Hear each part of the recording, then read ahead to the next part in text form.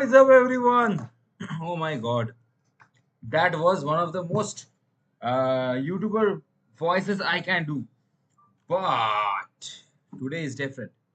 Today we are going to stream in the afternoon. Welcome to the afternoon show. And what else to say? Maxwell, yo, Maxwell. That's a great new logo that you have. That's a new logo. I'm the first. Yes, you are. Yes, you are the first. But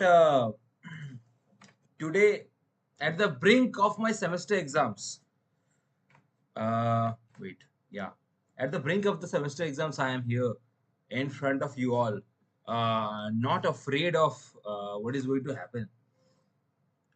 Some might call it courageous, some might call it like genius, in fact, that during the semesters you are just whatever, man.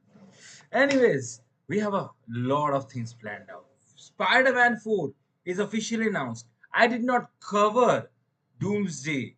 There are a lot of things to unpack. And not only that, Comic Con is live. Comic Con is back, and a lot of studios, Paramount, Lionsgate, Warner Brothers, have already done their panels. Disney, Universal, A24 are left. We will talk about what are the movies that are coming this year along with the TV shows that are going to come. That would be probably the majority of the stream.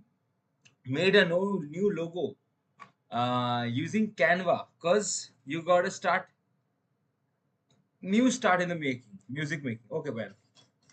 Good job. All the best for your like musical endeavors. Anyway, boy, oh boy, oh boy. Let's pump ourselves up. Number 6, LeBron James. Let's go! LeBron James is here in the chat, guys. Okay, that's enough. All right, all right, all right. So what we are going to do is we're going to watch some videos. First things first, we are going to watch some videos. But before that, okay, there are a lot of news. Okay, can we talk about AI? It is the time of the day that we talk about AI again. I don't watch chat streams, but you are one of the most actually informative and fun. Thank you, guys. Thank you, brother. Thank you. Means a lot. Um, okay, so a lot of you are not okay. A lot of you know that Elon Musk is the CEO of Twitter. You all know that, right? Like Elon Musk bought X.com in 2022. So ever since then, one question, a lot of people question, not one, a lot of people question that, you know what, these technology companies like Facebook, like Instagram, like Twitter, like Reddit, these things are owned by few billionaires. They can dictate what's happening, and we see that very evidently. Twitter is basically Elon Musk propaganda. Twitter aggressively pushed with Elon, and it has changed as a totally different company now under Elon Musk's regime. So there have been a few competitors. Elon Musk bought X. One of them were Threads, the biggest one. Threads released just when Elon Musk bought Twitter, creating an anti-Elon Musk ecospace. One made by Facebook, Mark Zuckerberg, who is as same as Elon Musk. Let's be real. In terms of capitalist behaviors, Elon Musk, Mark Zuckerberg is no famous for being a good billionaire. He has been like this forever. Ghibli is freaking me out. I can't take that. Maxwell says, okay, man. I have talked about it here in the last stream. It was very annoying. But what I'm going to talk about, like what I am talking about now, what's happened? Only two people watching. Guys, what's wrong? Okay, first of the thing is, this is the wrong time to stream. I understand. 5:30 in the evening, nobody is watching. Nobody is watching the stream. Yeah, it's still, we will continue and we will talk about this. So, Threads is the only competitor, the only sole competitor, but there are a few more. in during that Elon Musk saga, during that clash between during the acquisition of Elon Musk buying Twitter, a lot of new companies opened and created new social networks called "Don't Worry, Take Risks." I am watching. Okay, brother, there was no risks that I was going to incur, but you might have heard of or might not have heard of Blue Sky. It is another social network exactly like Twitter. In fact, like the old Twitter. So this is under an infrastructure which is open source. Now, what does open source mean? You might ask. Open source is no matter which platform you use, you can get that shared content. Like, so there is as far as I recall, yeah, AT protocol, I guess. Let's Google it. Yeah, see, AT protocol is a algorithmic choice that would be okay. How to dumb it down? So okay, let's make it easier. Okay, in a way that I understand it the best. Um, everything that you see in a platform is owned by the platform, isn't it? So let's say you you see or you post something on Instagram. So now only Instagram can show it. Twitter cannot show the things you have posted on Instagram. Of course, that is the law by nature. But let's say one day Instagram changes the way it behaves. Suddenly it is doing something or sharing something or is under a supervision or under a CEO which you do not like and you want to leave Instagram. You cannot opt out of Instagram easily, right? Leaving Instagram means leaving your friends, leaving everyone that you talk to, leaving the Reels infrastructure, which is very crucial to a lot of people. So Twitter is the same. Twitter is a bunch of eco space. So a lot of people pondered and created an infrastructure upon which users of Blue Sky can post and users of Mastodon can post. Mastodon is another Twitter alternative. So let's Mastodon. This is another social networking app. It's a decentralized social network. That is a great way to explain a social network that is not for sale. So these companies oh wait, you guys can't see it. So see, Mastodon. These websites are basically decentralized. They are not owned by any individual. These just fetch information from the public database, if that is easy to understand. So what to me, Reddit is my favorite social network place. What about you? No, I'm not talking about that. Okay, Reddit also shares the same thing. Reddit, if you post something on Reddit, it stays on Reddit. It does not go anywhere else. Like if someone is fed up of Reddit and the corporation, but wants the advantage of the ecosystem that Reddit had provided, the free speech, a social network should not have a constraint. It should be accessible. A person who, like, let's say Gmail, you know Gmail, right? If you from in Gmail, it's basically a mail connection. So a Yahoo guy can send to Gmail, a hot to Outlook, and it's cross-platform. That's what I'm saying. So none of these social networks are cross-platform. But Mastodon, Blue Sky promises a world where all the can talk to yourselves and you can pick one social network that you like and you can access the other information for other social networks also.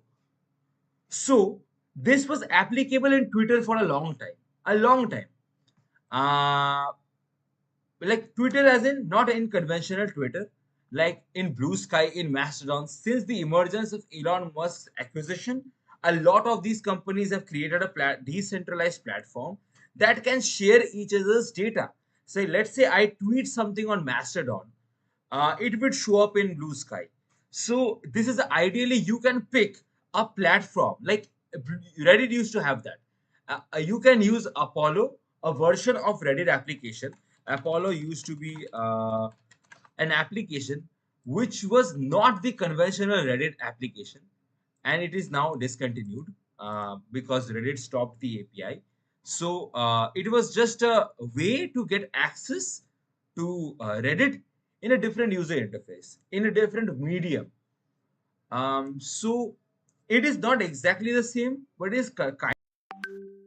If you think about it, so this company, they have finally ventured, not Mastodon. A company has ventured a shorts version. Like there are so many of there are, like, let's say there's Instagram Reels, there's TikTok, there's Facebook Reels, and there is YouTube Shorts. None of them feed their content to each other. None of them feeds their algorithm to each other, making itself better, the algorithm itself better. But currently, Skylight is another one of these social networks which is using the same technology so that other companies can use this Skylight infrastructure and adapt so that their content is also visible to someone else. So let's say TikTok is banned today. You cannot get access to the information which are exclusive in TikTok. But if they integrate this thing, you would be able to do that.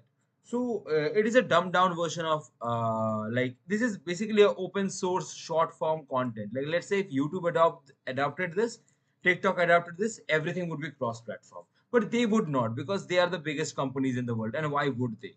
That is not fruitful for them.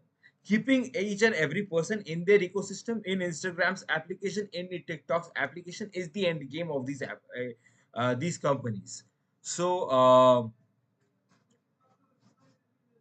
that might that is just sad, unfortunately. So one of these companies that is Mark Cuban investing in is called Skylight, is using that same thing that Blue Sky does in terms of posts. It is doing it for short form content. So it is just interesting. I talked so much for this very thing. There are so many things that we have to cover. So yeah, I have talked about it in the stream before. If you don't know what CinemaCon is, every big movie studio. What are the big movie studios? Let me talk about them. Warner Brothers, Universal, Comcast, Lionsgate, Disney, and Amazon, Netflix, and a few more. Okay, so they come to this event and showcase what are the things they are going to show this year. So a lot of new movies are announced. The casts are updated. This basically confirms that what you are getting this year. So CinemaCon is here, and as far now until today, there are three studios that have announced their things. The first one is Sony, that announced the Spider-Man 4, which we are heavily talking about at some point of time in this stream. I'm not sure when. And then we are going to talk about the Warner Brothers panel, which is very interesting about DC and others fleet of things they are making. And so did Lionsgate. So according to Lionsgate, we are getting a John Wick prequel. A story of John Wick was as the mercenary killer before he retired. So basically a prequel of Keanu Reeves. Superman updates. They are making a third Now You See Me movie. Hey, you want me to join me today? I would love you to join when we are talking about Superman, actually, and also Spider-Man. So I will tune you in when we are exclusively talking about it. Stay in the stream probably, or I will text you, so you will be able to know about it. So yeah, also Spider-Man announced like this Beyond the Spider-Verse, the third installment. This is so close to becoming a great, perfect trilogy, like Spider-Man Across the Spider-Verse, into the Spider-Verse, Across the Spider-Verse, Beyond the Spider-Verse. This might be a great trilogy, and a lot more things. So stay tuned. But before that, let me talk about what else is there. What is the biggest news right now? Zomato layoffs. Zomato is firing a lot of people. That's sad, probably because of AI or like customer layoffs. They are unoptimized. It's making efficient in disguise. Like efficiency in these things are in disguise of like uh, removing people. This has been standard in MBA studies. To make workflow more efficient is basically removing people and automate that exact thing. So AI has been helping a lot of automation, and that might lead to realization of Zomato that we are spending too much money on probably some locations which have less demand than we expect. AI made them realize they might have fired some people, or some roles are being replaced by AI. We never know.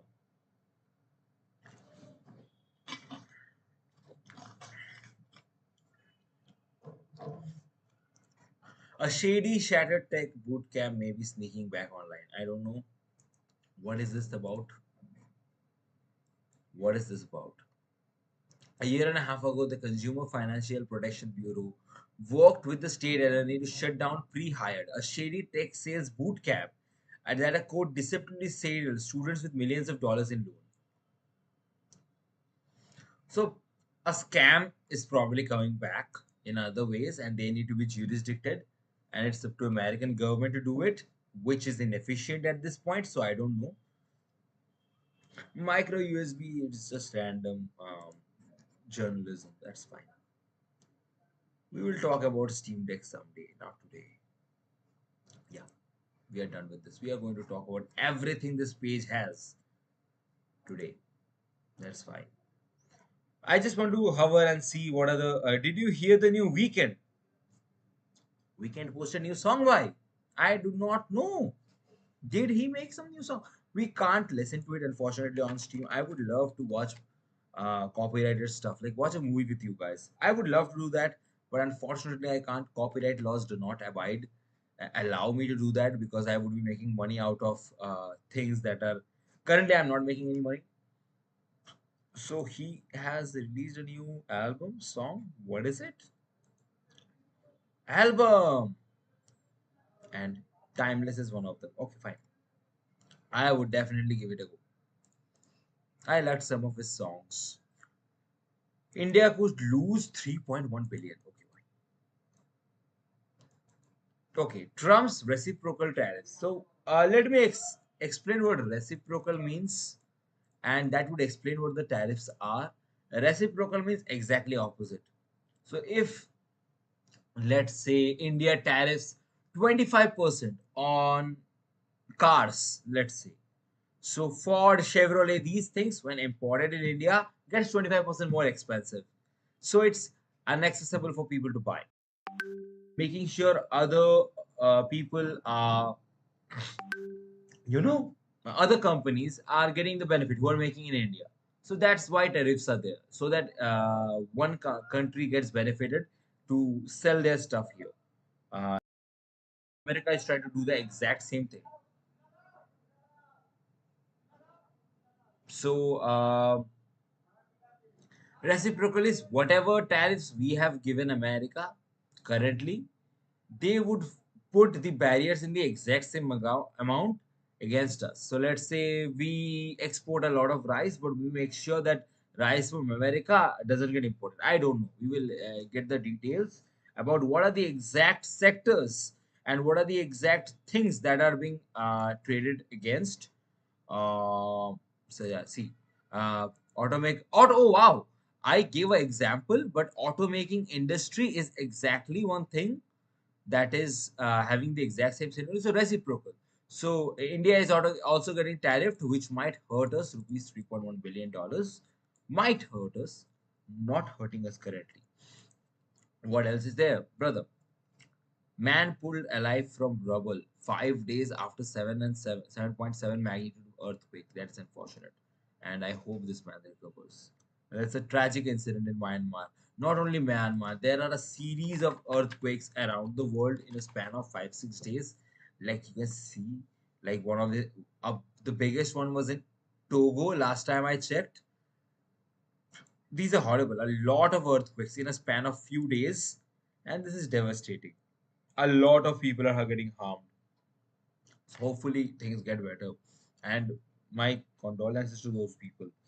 Daily facts. Hi, man. Mm. Bill Gates predict 2 days work weeks in 10 years. Oh my God. This is like so utopian. So, what is work week? So, basically, how many days are in a week? 7. How many days you are supposed to work in a week? Indian government says 6. Some companies allow 5. So, that's why Saturdays, some companies have work, some companies don't. Um, India is a 6 work week country primarily. Some of the sectors are 5 to 6 days work week country. Japan and Germany are Monday, Tuesday, Wednesday, Thursday. So that's 4 work weeks, 4 day work week. So Bill Gates is predicting some of the first world countries will have only 2 day work week. So probably Monday, Tuesday, or Tuesday, Wednesday. Only 2 days you have to show for work because the advent of AI will make things easier.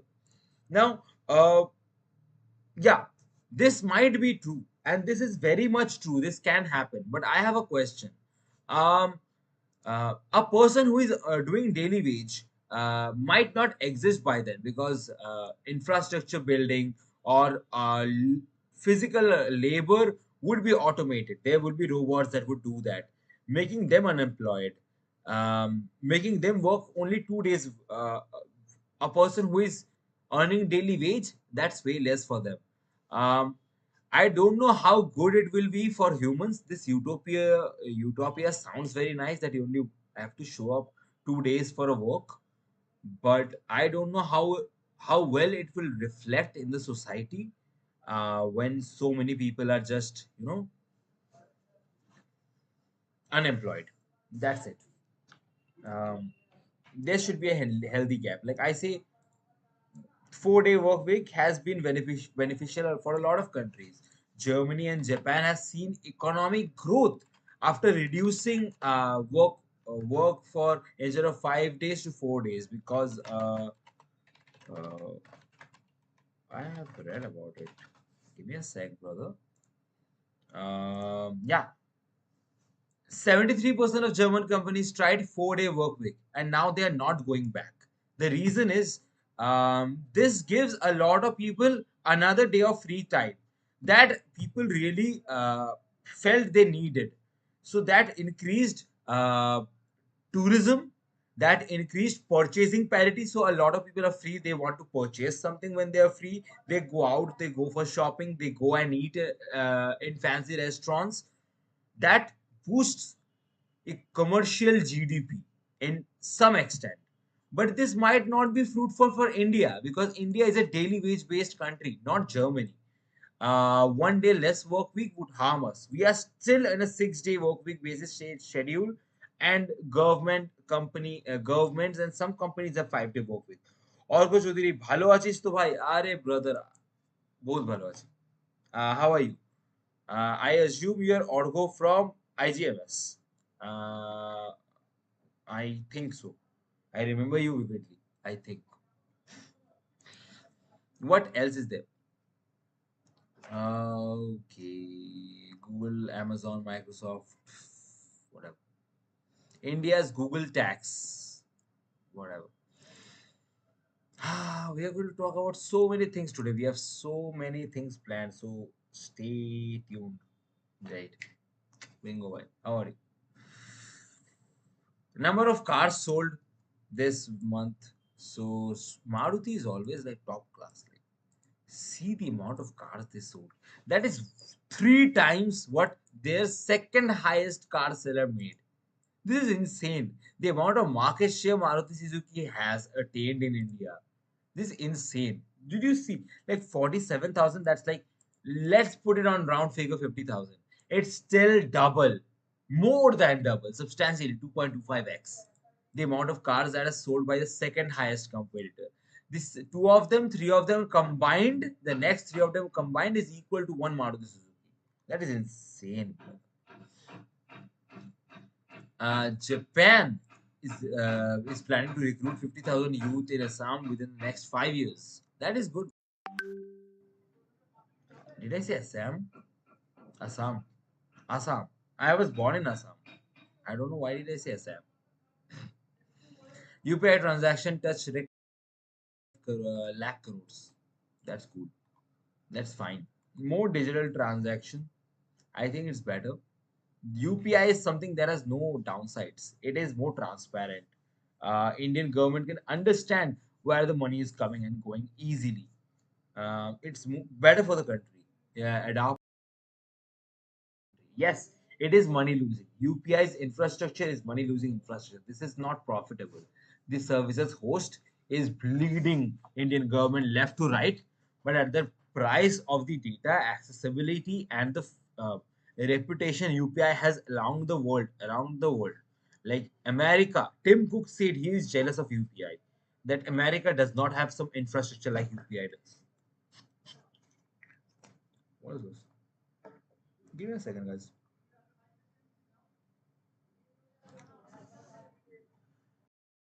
Solution provides relief to people at traffic junctions. Okay, wow.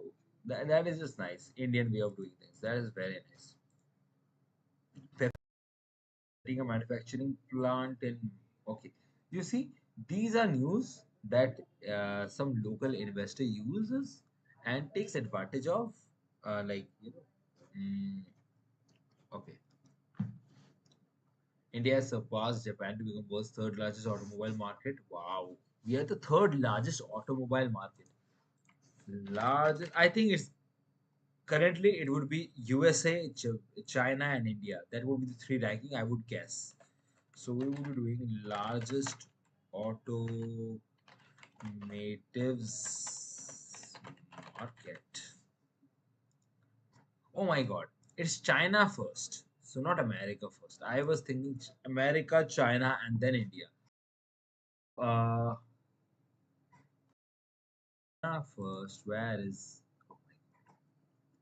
Then USA, then India. That's the ranking. So I just flipped it upside down, and it is shocking how quickly China became the biggest car. Like it reflects the economic. Oh my God! It is double America, and it is in 2022. It's not even 2025. It might be exponentially bigger. No wonder every single country looks up to China.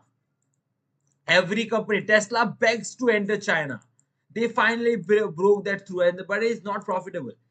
The amount of cars in United States, the pride and shine of America, their trucks, it's only 13 million.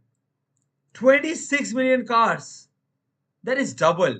Just to reflect the amount of people who are living healthy in these countries might reflect with the amount of cars.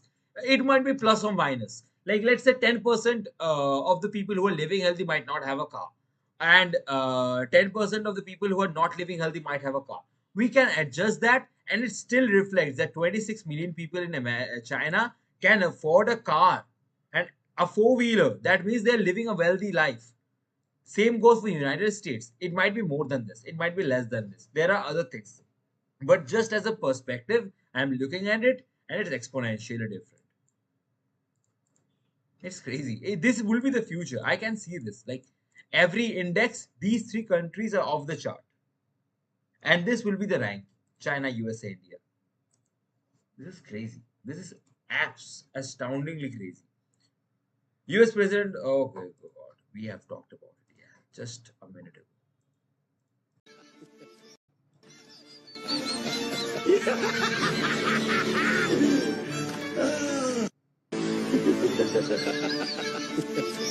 Fine, man.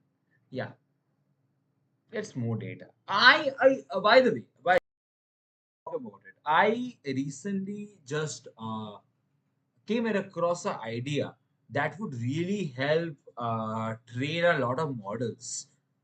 So, like when you find something very funny in Instagram, you try to share it with your friends. So, there can be a Chat GPT extension, an API for any understand you really. You would be able to share the reels that you like, and that would curate and understand you as a person and give you feedbacks based on it. Instagram already knows how you're feeling. If you like dance, if you like music, it would give you some other kind of algorithm. No single person's Instagram algorithm can be same. So they have already that laid out in the back. They know exactly who you are. If we integrate that alongside a large language model that can understand you, I think the therapies and personal assistance, these things will be off the chart. I have heard people who are not familiar with LLMs, who are not very comfort, like just started using Chat GPT, and they are just like barely, like they are not tech savvy people. They take therapy sessions from ChatGPT and say that is better than what their therapist might have done, or it is on par with their therapist, and it's mostly right. It is outstanding the implications it might have in mental health, and it should be researched upon. It is something which is very expensive for a lot of people to get access on, and this has good implications, I think, for the world. Making a aid, a medication easier and quicker might be amazing. A lot of people are not talking about it. This might be a very good thing that AI is doing. Um, it is basically becoming a friend, which is actually creepy, and I've talked about it previously. Like, there are LLM models which try to be a lover, and which is spooky, which is very. But this is not what that is. I am talking about a AI assist, like a personal assistant. Like, let's say Siri or what is that? Google Gemini gets every day on your phone. Understand context based on every single thing. That would be significantly better. That would be exponentially better. So, yeah.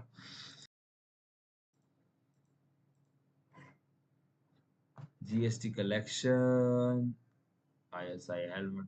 What is this? Customers will get two ISI helmets free on purchasing a two-wheeler bike in India. That is nice. Giving two helmets free with a bike, that's good. That's just great initiative. That's basically, there is no reason to not wear a helmet now. Okay. What else is there? BYD. I have talked about BYD previously. It is the biggest car manufacturer, bigger than Tesla. Uh, they have reportedly claimed Chinese EV being Malin said. Okay, they are setting a car factory in Hyderabad. Wow, wow, a China setting a factory in India. How rare is that? Rare is that? Insane. What else is there? What? Oh my God! There is a physics wala news. Oh my God! Physics wala is in talk to buy Drishti IS. That for 2,500 crores. Man, these coaching institutes are busy merging with each other. They like, imagine how big physics wala is if they can buy a company for 2,500 crores. This is like, I think physics wala might even have the capital, or might even acquire the capital to buy Z, the telecom, from SL Group. It is crazy how much money physics wala is making. Alak Pandey is making. Chennai Corporation to construct air conditioned rest areas alongside important roads. That is nice. That is necessary in tropical countries like India, and especially places close to equator and the southern part of India. They need this, and this is a good initiative done. Hopefully, the energy we are consuming and the AC infrastructure is as good as it is to eco-friendly. I mean, ACs cannot be, but at the same time, how much can we do? Top 10 NITs based on JE admission. Okay. Trichy. NIT Trichypalli is always good. Surat, Kher, Rourkela, Wangral, Calicut, Nagpur, Durgapur, Silchar, Jaipur, Allahabad. Okay, man. That's cool. Asia's richest village. Oh my God. Asia's richest village. Madhapur village in Kutch district of Gujarat is with a population of 32,000 people and have mixed fixed deposit of 7,000 crores in the bank. Wow, man. It is the richest village in Asia. Damn. Yeah, that looks rich. Note 10. Everything is constructed. Uh, what else is there? You know what? Let's brush off the tech news. Let's brush off everything and we dive into the main topics. Brainwaves become spoken words in AI, breakthrough for paralysis. Wow, that is interesting. YouTube demonetized fake movie trailers, channel investigation. That's good. Fashion giants H&M plan to use AI clones for human models. This is horrible. This is exactly why these companies should be. They won't even pay a person. They won't even pay a human to represent the products they're wearing, for which is sold to the people itself. Just hire a person. How much would it cost? How much can it cost? This is so infuriating to me. This is like so annoying. Uh, what is this? Waste fire on the rise thanks to lithium ion batteries in vape pen. So the vape pens have lithium battery. ভালো আছিস তো ভাই? Yes. Oh my God. 2 days no see. Hello, why 2 days no see? Oh my God. Yeah, man. I was off. I did not stream for a while, like 2 or 3 days, because I have exams. I would be more inconsistent for the next month or so. But yeah, by the end of April, I think I'll be regular. I like regular in the sense every day. Um, Orgo says, "Bhalo achiস to bhai." I'm great. Thanks for asking. How are you? How is everything? How is everyone in IGMS who you are in contact with? Talk to me about them, man. 23andMe bankruptcy. 23andMe, if you do not know, is a company which was founded by, um, which like this was founded not before the person who founded it was Larry Page's wife. So, um, how can I explain it? So, yeah, you see, this is Annie Wojcikowski. Uh, she is wife to I think Sergey Brin. Yeah, the CEO of Google. But she started a company before marrying Sergey Brin.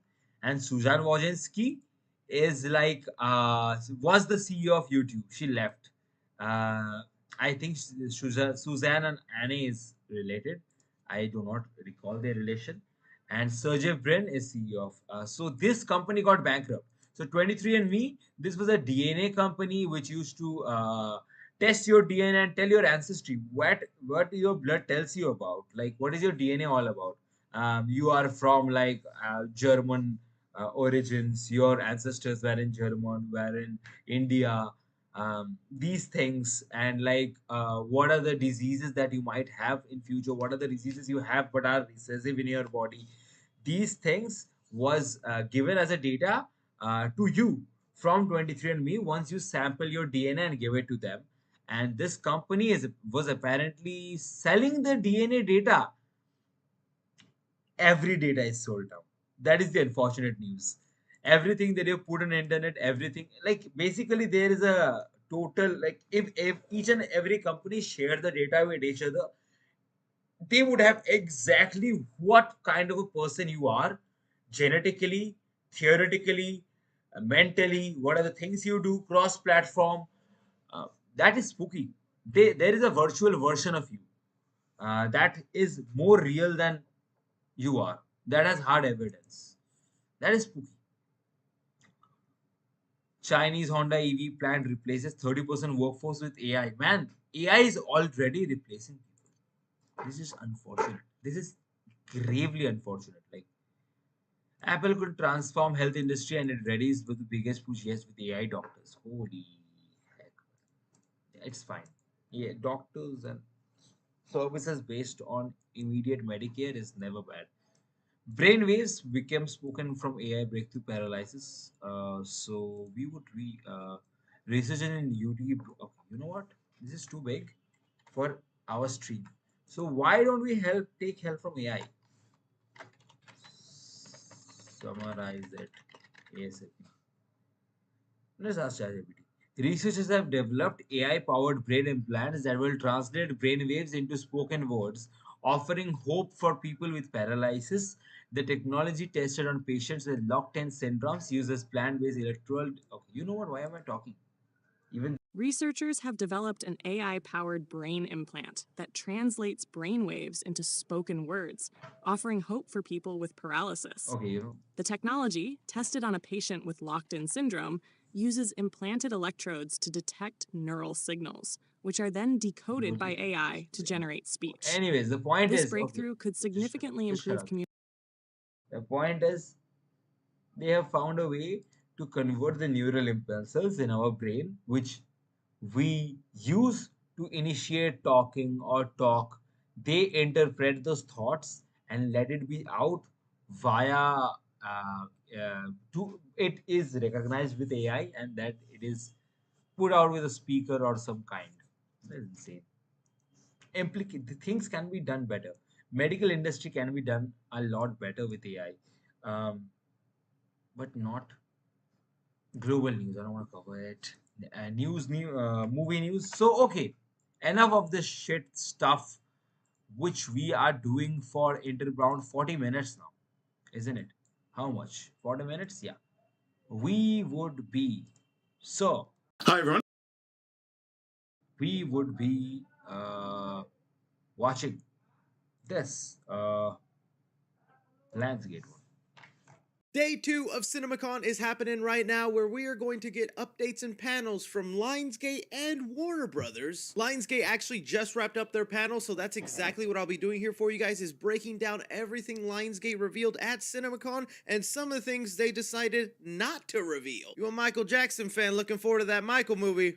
It ain't looking good for us right now. Timestamps in the description if you want to skip around, and don't forget to check the CinemaCon playlist on the channel so you can be up to date for every studio and their announcement this week. Just did Sony's panel yesterday. That was a bumpin'. But alright, kicking things off with Lionsgate's CinemaCon panel, they actually should have just renamed this to the John Wick Cinematic Presentation, because literally half of the announcements that they gave out were John Wick related projects. They started off with an extended look to the Ballerina movie. We've already gotten several trailers online. Attendees there did get to see a clip of Ana de Armas in action. Everyone describes her just being very fluid and easy fitting into this universe. The only kind of major thing they revealed that wasn't present in some of the other trailers and footage is that John Wick is kind of her bad guy in the movie. He's been specifically hired to take her down, and he does offer her a chance to give up before they fight, but obviously Ana de Armas' character isn't going to do that. I'm very curious how they're going to pull off a fight scene where she's going to be able to escape from John Wick, the Baba Yaga. It also looks like you should expect John Wick to actually have a decent part in the movie and not just be a cameo role, so that's kind of cool to hear. From there, they did announce John Wick 5 is officially happening. There's been rumors and reports, but they announced it on stage that they finally have settled on a story for this 5th movie.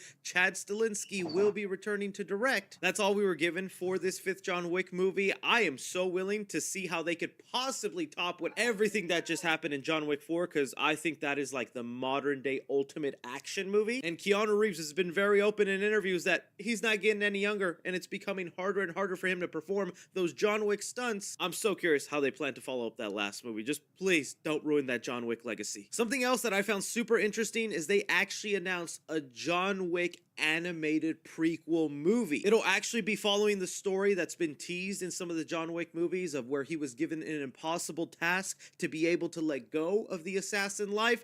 We're gonna see that story. It'll be directed by Shannon Tyndall, who brought us Kubo and the Two Strings. The reason I'm honestly really looking forward to this is because it's about time we start dipping our toes into R-rated animated movies that don't just have to be about over-sexualized themes like Sausage Party or Spermageddon. I've been saying it's time we experiment with R-rated animated movies that just have like excessive blood, violence, action, cool stories. John Wick might be the thing to do that. I will admit also, though, there's some confusion. Some people are using the word anime, some people are using the word animated, so this could be 2D animated. Maybe they'll go into the 3D route. I would honestly like them to go into the 3D route, because I would like that to be a new era in animated movies, but we'll wait and see. That's curious how that'll turn out. And the last John Wick universe announcement is just an update on their spin-off movie titled Kane, where it'll be directed and starring Donnie Yen, who played the blind assassin that we meet in John Wick 4. His movie will begin filming later this year, and it'll be released to us the following year. I'm slightly more looking forward to this spin-off than I am for Ballerina. A blind assassin and the things he had to do in John Wick 4 just to be able to fight back. That's just interesting on its own. So if they can implement more of those mechanics into a spin-off, I'ma watch it, because it's gonna feel like I'm watching Daredevil the Assassin movie. Which John Wick Cinematic Universe movie are you most looking forward to? From there, they moved on to talk about a Stephen King thriller. Crew AI tutorial. Stream controlled by AI agent. Brother, that is the last thing I want. I Crew AI is the worst. I tried to figure it out. It does not work. It is so infuriating, so annoying. It's the worst thing ever. Wait, my lights aren't on. Wait. Wait, guys. Oh.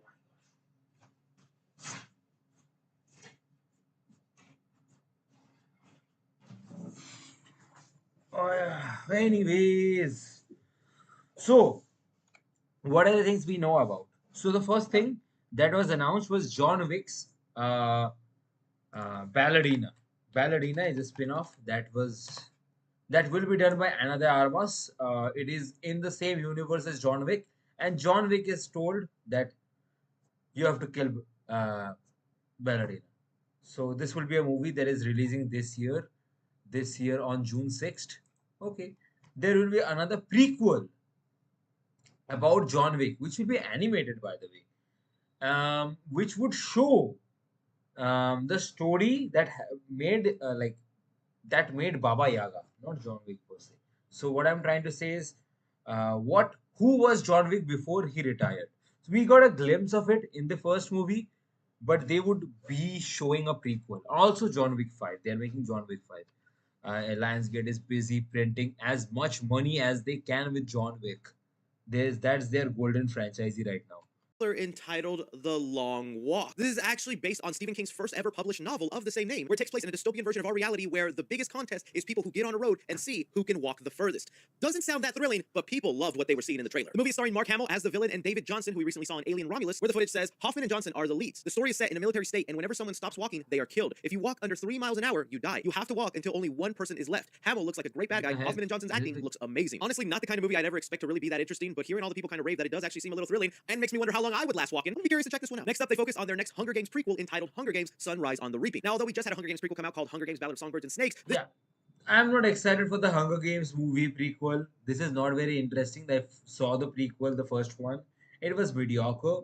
And neither Hunger Games that good, and it was worse than that. Evidently, the prequel was. I'm not excited for the prequel sequel. this movie isn't exactly a direct sequel to that. Instead, it's following Haymitch, the character I Woody would Harrelson be played not watching as that. young Haymitch. Lionsgate then talked a little bit about their upcoming American Psycho remake that's being directed by Luca Guadagnino. They didn't really have much to offer or say about the movie. One of the things that they're still talking to American Psycho is getting a remake. Are you insane? Like, you have to be insane.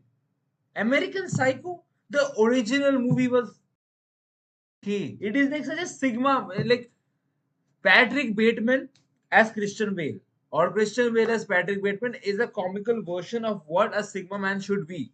And it's comics. The movie does not really make sense. A person like that is genuinely a psychopath. And that's the movie all about, American Psycho. This is a movie about a mentally disturbed individual. I don't know why is this person so heavily like worshipped. I don't want a movie after like pre Andrew Tate, it was understandable, but there is already a real John Wick, like not John Wick. This like is the masculine thing not enough? Like they have to make another American Psycho to show masculinity all over again. That is crazy, man.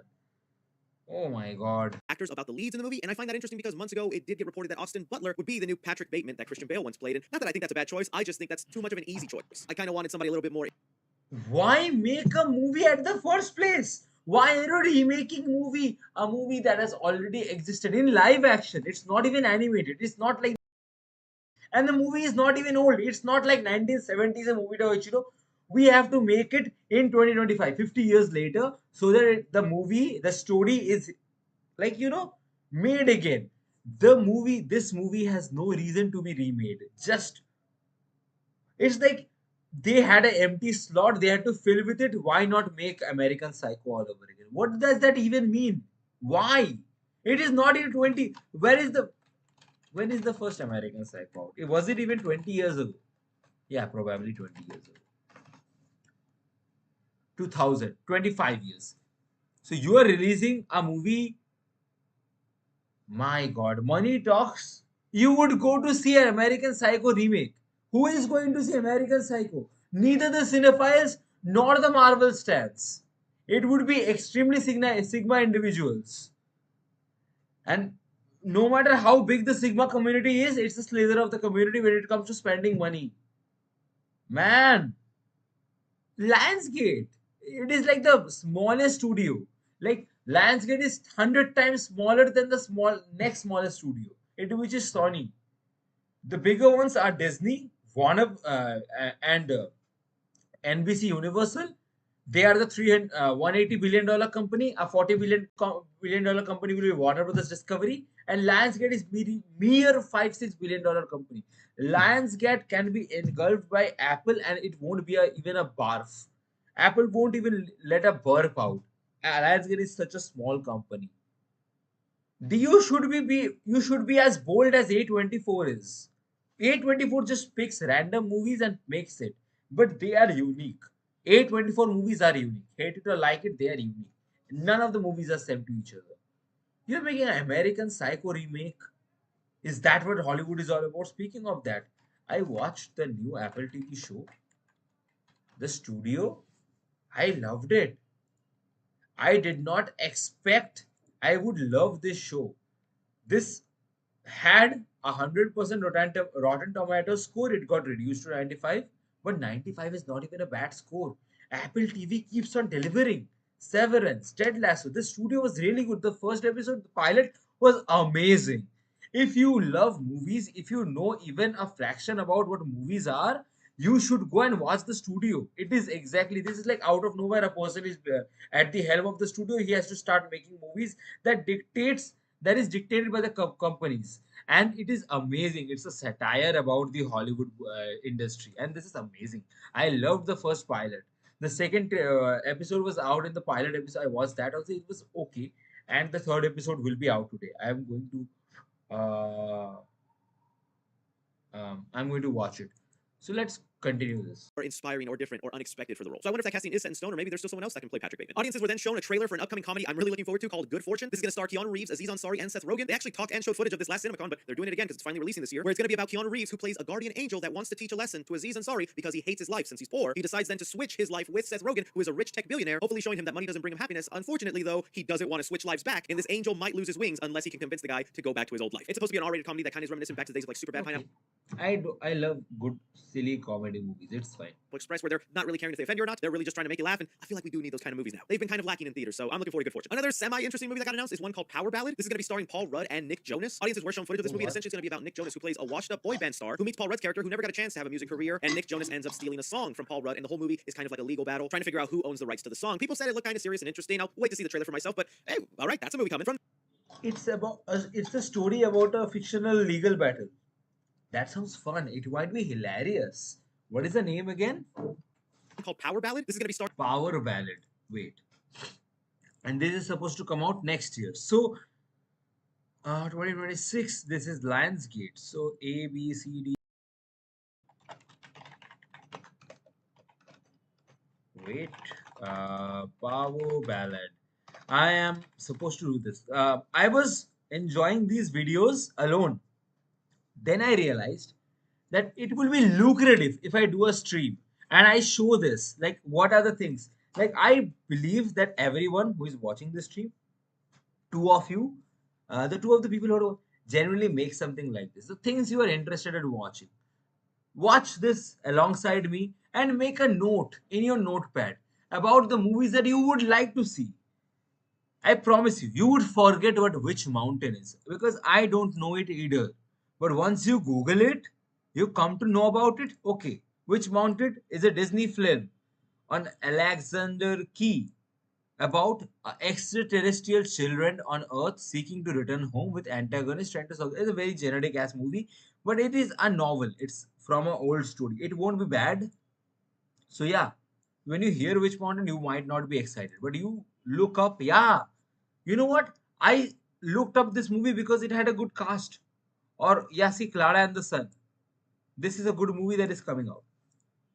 So you would see a lot more, and you would lead a happy life. You will be catching up to the things if you maintain this. I would highly recommend this to every single one. Starring Paul Rudd and Nick Jonas. Audiences were shown footage of this movie, and essentially it's going to be about Nick Jonas, who plays a washed-up boy band star who meets Paul Rudd's character, who never got a chance to have a music career, and Nick Jonas ends up stealing a song from Paul Rudd, and the whole movie is kind of like a legal battle, trying to figure out who owns the rights to the song. People said it looked kind of serious and interesting. I'll wait to This see is the trailer for like myself. Social Network, but all the characters are fiction. But hey, all right, that's a movie coming. From there, they moved on to talk about Now You See Me 3 that has an official title of Now You See Me, Now You Don't. They did it, boys and girls. That was the #1 comment I would always get when I talk about Now You See Me 3 is, they should title it Now You See Me, Now You Don't. They listened. They heard you. It happened. Woo! They did show off some footage of the movie, so let me read you a description of what was shown. The trailer opens with a group of magicians played by Dominique Sessa, Justice Smith, and Ariana Greenblatt, who are essentially copycats of the Four Horsemen. That is, until Jesse Eisenberg... Only Murders in the Building is good. It's amazing. The first season is amazing. The second season is great. The third season is okay. The fourth season is meh. But once you start watching it, stop. Because the first season you will be so invested in the characters for the sake of retaining the characters. It's like Guilfoyle and Dinesh. Just to see them interact with them each other, you would watch the second season.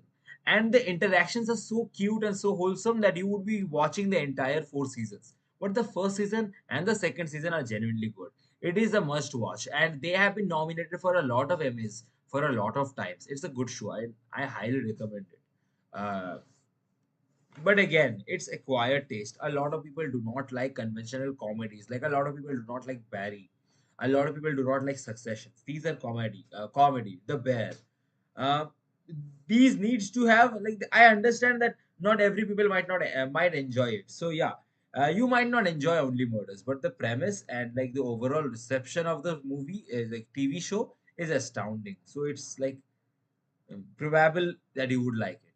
It's highly probable that you would like it. Character comes in and recruits them to help steal precious diamonds to take down a tycoon played by Again? Rosamund Pike. These movies are always kind of guilty pleasure fun. There's always sometimes logic you can poke holes at, but it's kind of cool that we have magicians who do heists. I'm always going to be down to see that. And in fact, this movie is so liked by the studio on stage, they confirm they have plans for Now You See Me 4. So that's how much they're liking the way this movie is shaping up. So give me your best guess as to what you think.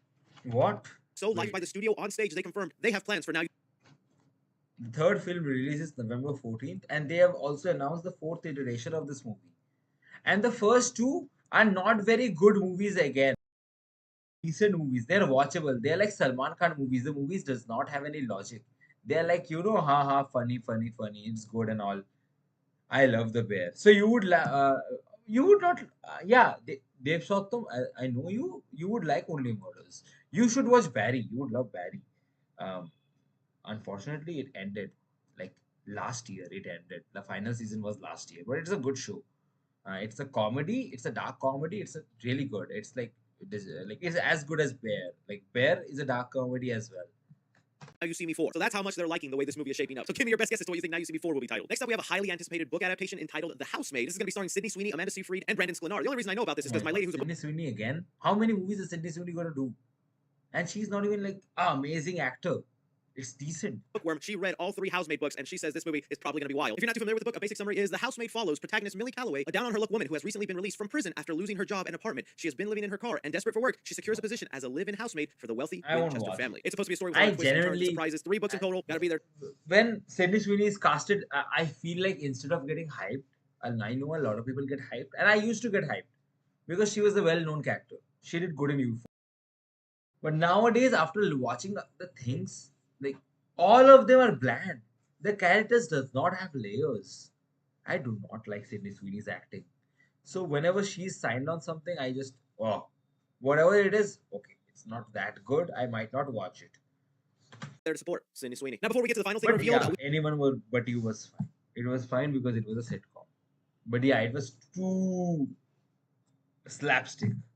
we do have to mention the absence of the Michael movie during the presentation. This has been a highly anticipated biopic, but there's been recently a lot of weird behind-the-scenes issues, and now at CinemaCon, it feels like those issues are all but confirmed. Last year at CinemaCon, they were able to show footage and talk about the upcoming Michael Jackson biopic, but this year at CinemaCon, they were actually unable to show anything from the movie. This makes it seem like the rumors we heard months ago that they have to kind of refilm a lot of the Michael Jackson movie because they Holy didn't hell. know they weren't legally allowed to mention the names or bring up people who accused Michael Jackson of touching them when they were little. This was said to be a large part of the movie where it would open with this They're court going case to and it would talk end about with it as well, Spiderman. and it would be kind of the looming thing throughout the course of the Man, movie, but because of this legal issue, they now have to refilm a lot of it, looking like the movie might not actually release this year. It'll probably get pushed for Well, 2026, and now I just wonder if if the movie will even be as impactful as originally planned if they have to take out such a large plot point like that. There was also no updates or talk about the Saw franchise. People were really hoping that Lionsgate would shed some light on the recent cancellation of Saw 11, but they didn't talk about that at all. I know they probably don't have anything set in stone, but even just saying, yeah, we still plan to do Saw 11, it's down the line, or just an offhand mention would have been nice. Them not bringing it up at all should let you know not getting a Saw movie for a pretty long time. And something that is almost just funny and laughable, they did not even say a peep about The Strangers Chapter 2, a movie that's releasing this year. What are these movies? But that is everything that was showcased at the Lionsgate CinemaCon panel. Why are you so excited about panel, and that's going to be a big one with James Gunn and the Superman movie being talked about. So don't forget to like and subscribe. But as always, I'm Chris. And CinemaCon Day 2 is rolling on, and we just had the Warner Brothers.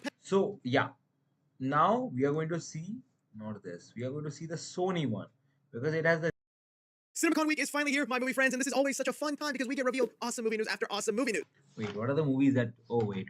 There are a lot of movies CinemaCon week is finally here, my movie friends, and this is always such a fun time because we get revealed awesome movie. So that's Avengers Doomsday. There's Disney's Hoppers. What is Hoppers? Spider-Man 4. We got the title release. There is Moana 3 is announced. Moana 3. Master of the Universe. I do not know. Scream 7. Another Scream. Street Fighter. The game-based adaptation of the game in a movie.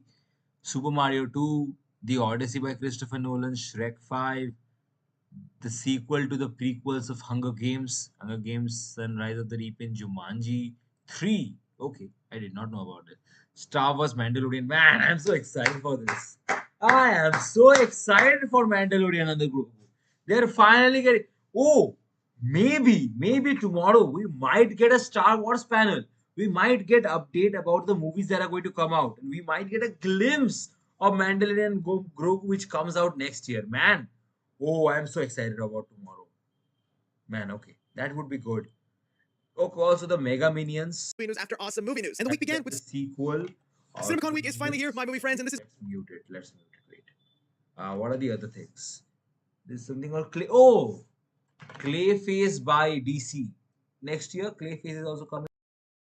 Studios movie, the third installment to the DC studios. After Superman, Supergirl, then Clayface comes out. Ice Age 6 is coming out. Hunt of the Golem. I do not know about it. Supergirl comes out. I told about it. I just talked about it. Toy Story 5 comes out. Project Hail comes out. And Fast and Furious X Part 2 comes out. Oh, many God. Oh, many God? Oh my God. So many movies. That's what I was going to say. their panel actually dropping a bomb. This is the Sony panel which came out yesterday. So we are going to cover the Sony panel. And after this, we are going to watch the Warner Brothers panel. Then we are done about the movies. Then we are not talking about cinema. And we're going to talk about CinemaCon after Disney and Universal comes out with their list, similar to this.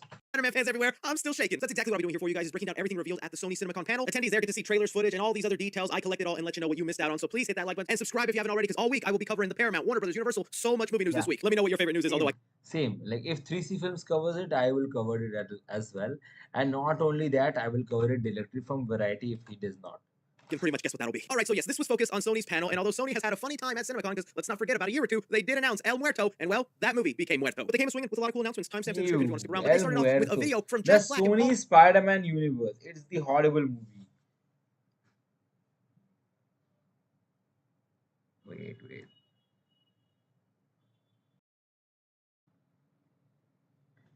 Yeah. So what was the Sony Spider-Man movie is horrific. That's like the one of the worst installments to anything ever.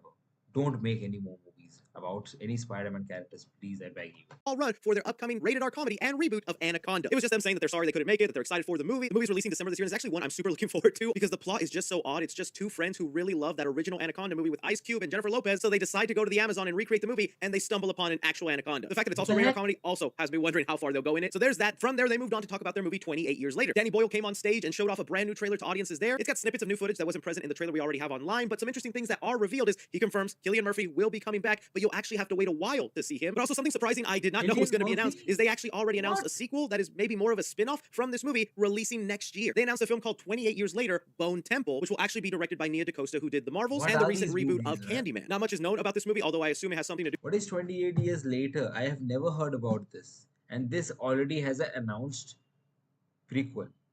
There will be a collab with Venom in Spider-Man 4. I don't think so, Dino. That might not be the case. The rumors of Spider-Man 4 is completely different. He's going to talk about it, and I am also making sure if he skips anything, I will be talking about it. So by the end of this video, the stream, you would be knowing everything. that is announced about Spider-Man 4 yet officially by Sony. To do with this bone temple from the trailers, and it'll be a really creepy look into this universe. So, hey, you're getting two 28-year later movies. Now, from there, they did go on into Beyond the Spider-Verse, but I want to save the Spider-Man stuff for the end of this video, because come on, you know I'm going to yap a lot about that. So getting on to some other movies that were just kind of quickly announced and let known that they're coming, but no real details or even footage was given, is one movie called Clara and the Sun, directed by Taika Waititi and starring Jenna Ortega. I was talking about this movie. This movie would be really good. Taika Waititi's Jojo Rabbit. If you haven't seen, it's an emotional roller coaster. Like you will be haha so funny, so funny. The you are immediately quiet, and that movie completely turns into a utter horror. You will be laughing and giggling, and the movie ends. It's an amazing movie. It's a portrayal. The guy was like got nominated for Oscars for that movie. This guy made Thor: Love and Thunder and Thor: Ragnarok at the same time. I do not know how did he come up. Also, another movie that Taika Waititi made, One More Goal or something like that. It was also really good. Wait. One More Goal, Taika Waititi. I forgot. Next Goal Wins. I forgot. Yeah. Next Goal Wins. It's an amazing movie as well. I love anything that Taika Waititi makes. He has never made a bad movie in my eyes. Yeah, people hate Love and Thunder, but apart from that, yeah, all of the movies he made was great. It's a movie based on a novel of the same name that takes place in a world where artificial intelligence is used as companions. It looks like Jenna Ortega will play the main character, and she's suffering from an illness, looking like she'll die. And so she's given an AI that they call an AF, artificial friend, to kind of just help her through that process of, I guess, dying. Yeah, it's not even dystopian. It's not even like Her. Her was out in 2013. It talked about falling in love with AI. This movie talked about falling and everything, every single thing. And it's not even dystopian. This is an existing movie. Like this movie might even be based on real life. Could be interesting, but after Love and Thunder, I really need to see what Taika Waititi's doing with this movie. We got announced for a movie called Grand Gear that has no details other than the fact that it's being directed from the same director who brought us Godzilla Minus One, Takashi Yamazaki. This will also be his first English-made movie with Hollywood, since Godzilla Minus One is a foreign film to us. Hey, he did a bang-up job with Godzilla Minus One, so whatever this movie's about, gonna be there. The director of Barbarian, Zach Kreger, confirms that he is working on the third reboot for Sony and their Resident Evil franchise, with really the only detail given about this project is saying that the film will focus on one central protagonist on a point A to B journey, slowly falling. How many reboots does Resident Evil need? I remember Resident Evil rebooting their movie franchise twice by this point. And this is like probably the third reboot. What? Why? Like every single movie, every time they reboot the first movie and it is a utter waste and they reboot it all over again. What's the point? More into the hellish territory. So it looks like more of a back-to-basics movie for this franchise. Good luck on the third reboot, Sony. This director attached, though, does give me hope. Yeah, exactly. Good luck on the third reboot. It's not even a good movie. The first two are not good. Every time they reboot, they make the same thing and it's the same thing is horrible with everything. No. Make something different or do not make a Resident Evil movie at all if the reception is bad. Oh my god. They're determined of making a movie franchise, but they are not able to do it. Third reboot? Are you serious? And that's not even a big franchise. Only one movie has come out in every single of the reboot. I ended up really liking Barbarian. Another movie they announced is individual movies. It's like Munna Bhai. 3 movies have come out. All of them are different. None of the movies are interconnected with each other. Might even call them not a franchise at this point. Comedy entitled Breadwinner that is going to star comedian Nate Bargatze. If you don't know this comedian, he does really clean humor, and I think as a stand-up comedian, it is hard for you to do clean comedy, but also actually be very funny. There are no plot details given, but with the phrase breadwinner, I'm assuming it's about a dad or a husband, and some shenanigans are gonna happen. I'm gonna check it out. Jumanji 3 was also finally announced and confirmed by Sony. Technically, Jumanji 4, if you want to count the Robin Williams one, the superior one. It will be again directed by the same director from the last 2 movies. I'm only really looking forward to this one because it'll finally be the video game characters coming into the real world, so we'll actually see Dwayne Johnson, Jack Black, Kevin Hart. December 11, 2026. Let's add this. The Jumanji movies are brain thought. I would love that. Any Dwayne The Rock Johnson movie. They are bad, but I would watch them. December 11th is Jumanji. Jumanji. Pretty much.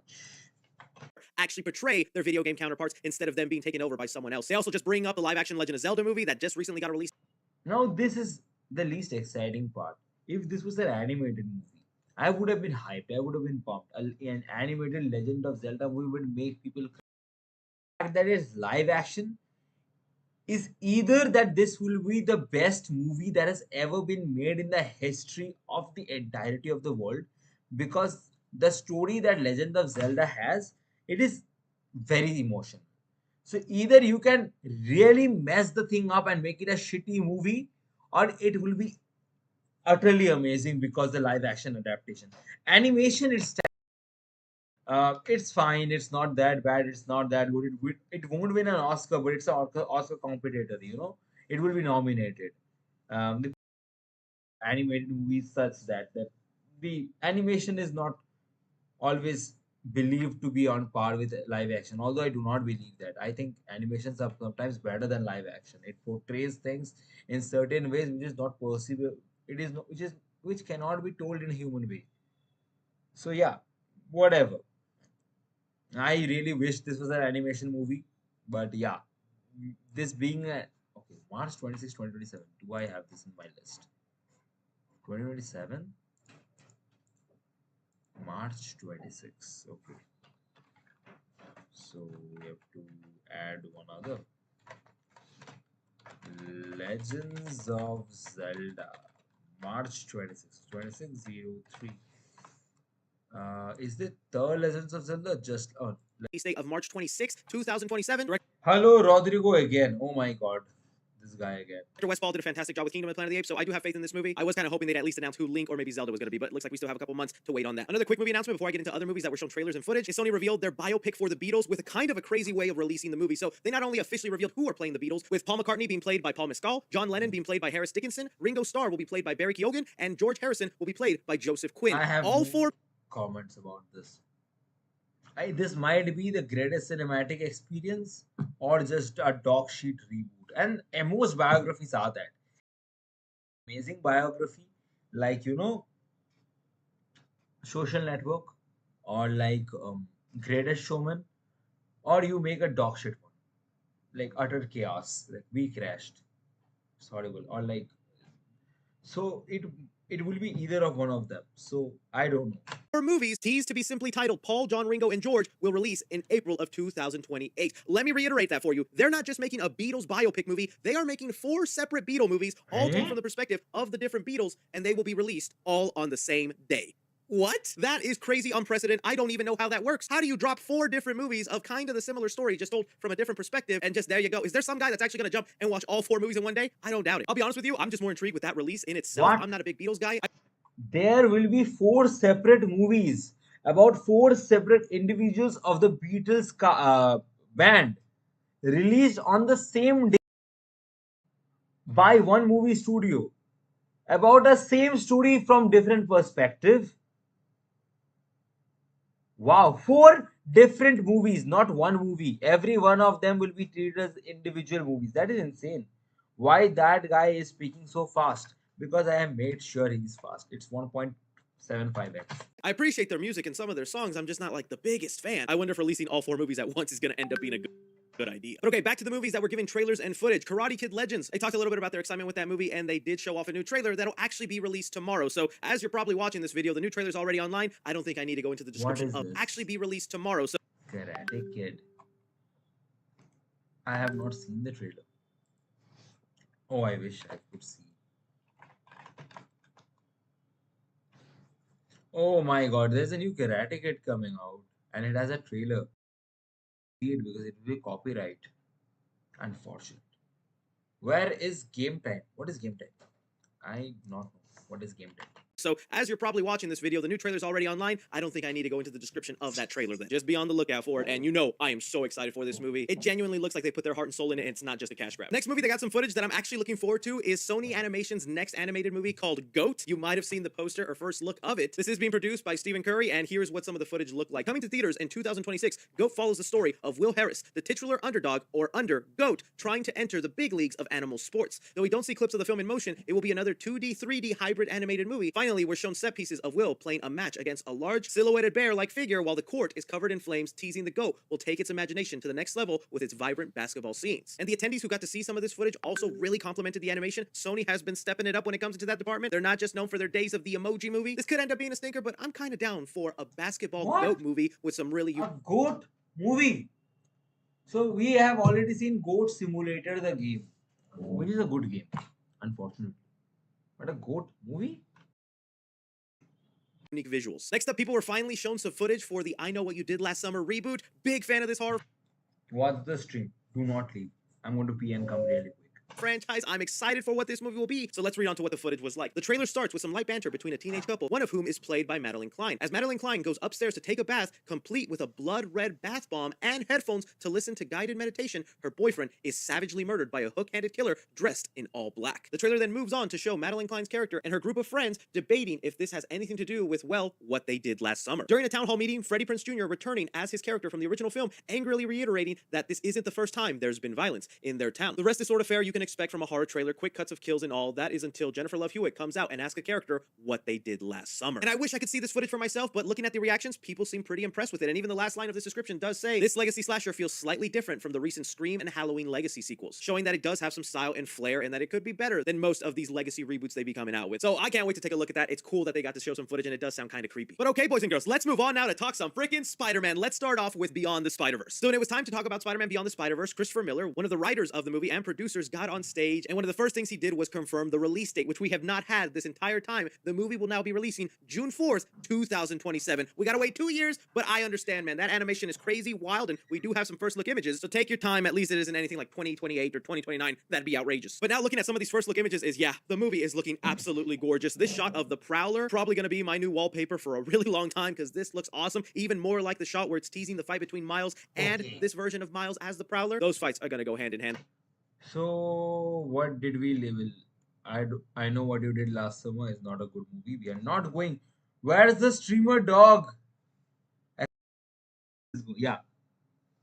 So, Across the Spider-Verse is coming out on what day? Across the Spider-Verse date. Man. What? Assam State. Okay. Yeah. Maybe this will help. June 4, 2027. Let's see. Let's see. Am I scheduling it correctly? June 4th. Yeah.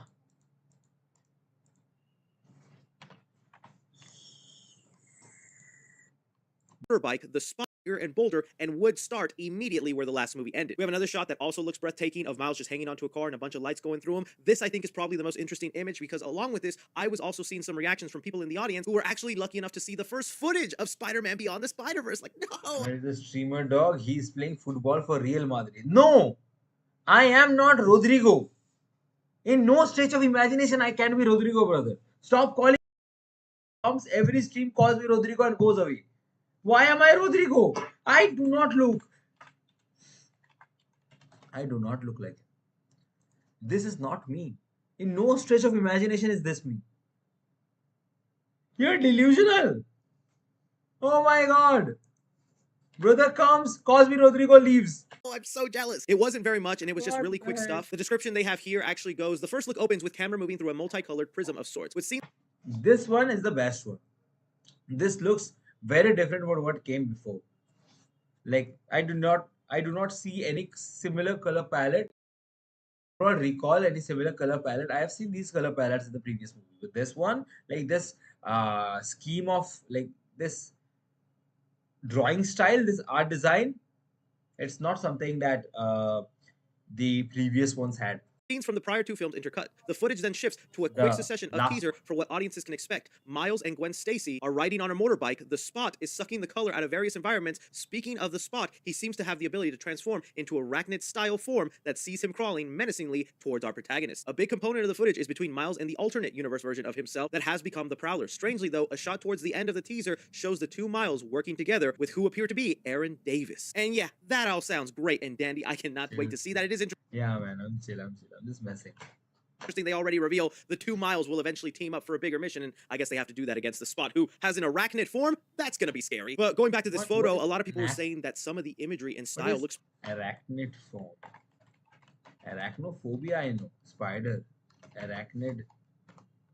They're experimenting with new animation styles for this one. All right. That sounds. What is arachnid? That sounds interesting. Like, yeah, of course they would like that. Like the Spider-Verse trilogy always has pushed what is possible with the. Okay, so arachnid is like just spiders. Okay, okay, okay. It's pretty different than the last two movies, seeming like they're going to push the boundaries of animation again, and that's what should happen. I am so excited for this movie. It is so close to being a perfect trilogy. How are you guys feeling about the release date and first look images of Beyond the Spider-Verse? And boy, oh boy, my little piggies, we were not done there. During the presentation, we had the new director of Tom Holland's Spider-Man movie, and he decided to reveal to the world the official logo and title for Spider-Man 4. It's been revealed Yeah. now that Spider-Man 4 will Now, be titled. this is very interesting. Um, I have no idea what this movie is going to be. Like, we saw at the end of Way Home that Peter Parker is flying in New York City, and that's it. So, as far as I recall, the interaction that with Daredevil is completely wiped away from Daredevil's memory and everything before that. So it is a fresh start for him. In that CinemaCon Day 2. wow, Command. that Holding way on to his makes a lot of sense. Oh, CinemaCon week is that just triggered so many things. Yeah, that makes sense. That makes so much sense. But at the same time, yeah, I think this will be a multiverse movie. Marvel will not waste its time doing something else than multiverse just before Doomsday, just before Secret Wars. Everything they will make right now will be setting up Doomsday. So I think this will be setting up Doomsday. As much as I would love to see this as a ground level, like with Daredevil, with Kamala Khan, with like the street level Marvel heroes, it will be like a ground wrestling, proper fought, like a just pure Spider-Man movie. Unfortunately, I think this would be part of the multiverse saga, and I think they should stick to the ground level, ground way for this one. Peter who? Peter who is like, isn't Peter who a place at the cafes and what is it? Park Street, yeah. Isn't Peter who a Park Street? Yeah, Peter who? Yeah, not who. Peter who is a Park Street restaurant. I've heard about it. Yeah, no, not Peter who. Oh, oh God, what was I talking about? You completely put me off guard. Peter Parker. Peter who? So yeah, I wish this was a ground level movie. I was talking about ground level movies. So Across the Spider-Verse explores the multiverse with its movies, and this one does the other way. So two different sectors will be explored in different ways. months. People have also actually theorized That would be way better. and wanted this to be the title, and now we have it. I I like do the new not want another like Spider-Man swinging across like along with Iron Man. No, it should be a ground level movie. It should be about Peter Parker. Peter Parker has in his life. No, we don't know who Peter Parker is anymore. Uh, yeah, no one knows what Peter Parker is, and this movie is a complete start. It will be like basically a new iteration of Spider-Man. Yeah, excited, excited. Am I not? Of course I am. look, and I'm happy with the word day kind of being the new thing that we use for this trilogy. We know the last one, it was the word home. Here, it'll probably be something day every other movie. The logo is also very reminiscent to like the 2000s version of the Spider-Man word logo, but I'm not sure we should dig too much into that other than the fact that this is clearly stating this is a new era for this version of Spider-Man. Which, speaking of which, Tom Holland, who wasn't there physically, did send in a video for attendees, and all he really said is that this movie would be a fresh start for his new Spider-Man, and that is what we've been hearing. This is gonna be a brand new A fresh start. I get it. Everyone gets it. You missed my joke. Why? Why? What joke? take on his Spider-Man, and I'm very open I'm to that. sorry. I'm sorry. I missed your joke. It was supposed to be better. Wait. I've been pretty critical about Tom Holland's Spider-Man in some areas, obviously very nitpicky, that's just because how much I love Spider-Man, so I am very open-minded and almost eagerly wanting this fresh new take on his character. It should also be noted, the brand new day, we should have seen that coming because that is a name of a comic run for Spider-Man. It happened right after the infamous Spider-Man storyline, Spider-Man One More Day, in where after the world has learned his secret identity, Aunt May gets shot, and Peter, to save her life, makes a deal with the devil, Mephisto, where he not only saves Aunt May, but Holy heck. Mephisto?